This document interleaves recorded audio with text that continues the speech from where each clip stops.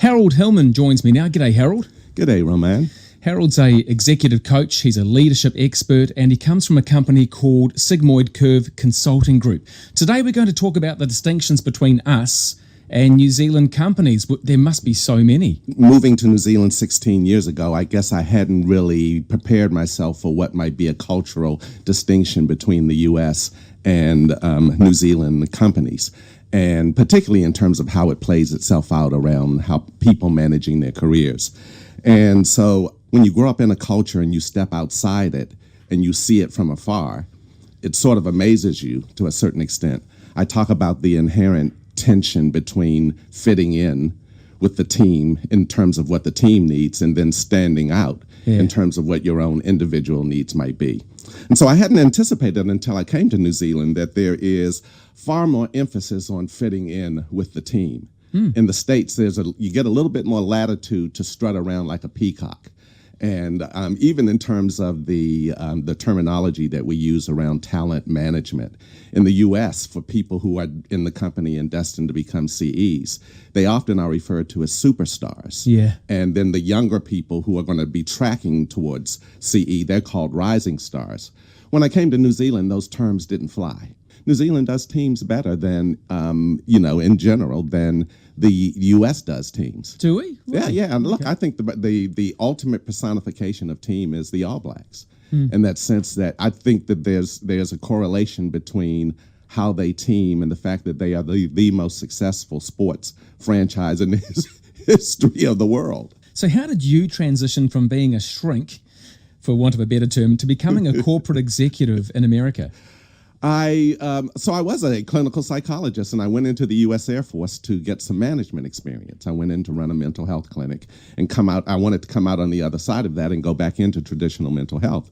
But then there was this thing called leadership, particularly in the military, and I was really drawn towards it, and it pulled me into the corporate world. I worked for Amoco Corporation, a large oil company in the States, in my initial role in the corporate world. And then I went to work for Prudential Financial in New York as their chief learning officer. So I had some good experience in two iconic companies in the States before moving to New Zealand. What made you choose New Zealand? In March of 2003, I got a call from a headhunter in New Zealand calling on behalf of a brand new co-op called Fonterra. And and just the prospect of coming to New Zealand and being a part of something huge, a company that would have intricate impact on the economic viability of a nation. I just thought, when am I ever going to get a chance like that? And the opportunity to live outside the U.S., which I think has been quite healthy for me in terms of my overall global perspective on the world. So what are some of the cultural distinctions between the two countries, New Zealand and the US, that have direct impact on a company's culture? What I try to emphasize to team leaders in New Zealand is help people deal with that tall poppy syndrome, particularly people who want to stand out in terms of a particular perspective, or the fact that they're just really talented at something, and that there is a reason why I think Donald Trump is so offensive to a lot of New Zealanders, and that is because not only does he promote individualism, but it probably sways towards narcissism. You can get away with that a bit more in the States. You reel it in more in New Zealand if you're coming to New Zealand, but I do think that managers have to help people find their voice and not to be afraid or too concerned about standing out when it really matters. In terms of leadership here and in the States, where did you see most of that cutting off the ladder behind you instead of actually helping someone come up and grow in their job? Yeah. Look, it's in the U.S. in some companies, particularly where people really want to get to those senior levels. You do find people who are a little bit more blatant around just sort of cutting themselves off from the team. The idea is get the right sponsors, manage up. Those types of things. Whereas in New Zealand, you want to be mindful of that. Sometimes people are too withdrawn. There's got to be a happy medium between the two, self-promotion and what the team needs, and especially in navigating your career path in the organization. In New Zealand, I do get the sense that you have to be more careful about that. When a business in New Zealand is looking at growing, what's more important, the individual or the team? Both are. There is an inherent tension in life associated with fitting in and standing out. And we have to fit in terms of, there's a human need for affiliation and wanting to be part of a group and wanting to make a difference. And in New Zealand, you get a lot of points for that, in that sense of really making an effort to be part of the team. But what I would say is we do have to make it easier for people to stand out, especially in terms of their aspiration, where they can sort of if I look at around driving your own career, are you in the front seat with your hands on the wheel, or are you in the back seat?